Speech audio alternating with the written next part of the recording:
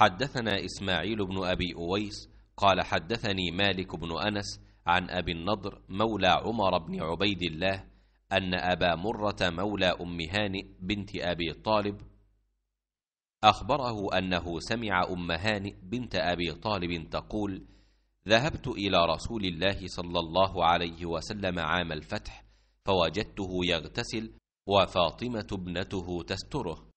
قالت: فسلمت عليه فقال: من هذه؟ فقلت: أنا أم هانئ بنت أبي طالب. فقال: مرحبا بأم هانئ. فلما فرغ من غسله قام فصلى 8 ركعات ملتحفا في ثوب واحد.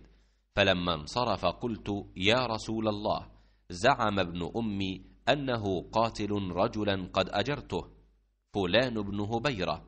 فقال رسول الله صلى الله عليه وسلم: قد أجرنا من أجرت يا أم هانئ. قالت أم هانئ: وذاك ضحى.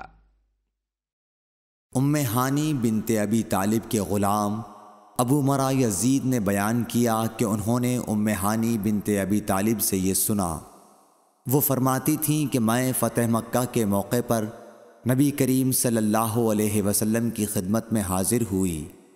میں نے دیکھا کہ آپ غسل کر رہے ہیں اور آپ کی صاحبزادی فاطمہ پردہ کیے ہوئے ہیں۔ انہوں نے کہا کہ میں نے حضور صلی اللہ علیہ وسلم کو سلام کیا۔ آپ نے پوچھا کہ کون ہے؟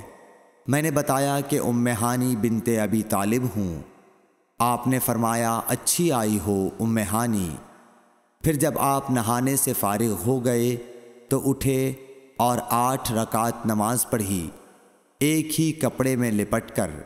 جب آپ نماز پڑھ چکے تو میں نے عرض کی کہ یا رسول اللہ صلی اللہ علیہ وسلم، میرے ماں کے بیٹے حضرت علی بن ابی طالب کا دعویٰ ہے کہ وہ ایک شخص کو ضرور قتل کرے گا، حالانکہ میں نے اسے پناہ دے رکھی ہے۔ یہ میرے خاوند حبیرہ کا فلاں بیٹا ہے۔ رسول کریم صلی اللہ علیہ وسلم نے فرمایا کہ ام ہانی جسے تم نے پناہ دے دی، ہم نے بھی اسے پناہ دے دی۔ ام ہانی نے کہا کہ یہ نماز چاشت تھی۔ صحیح بخاری حدیث نمبر 357۔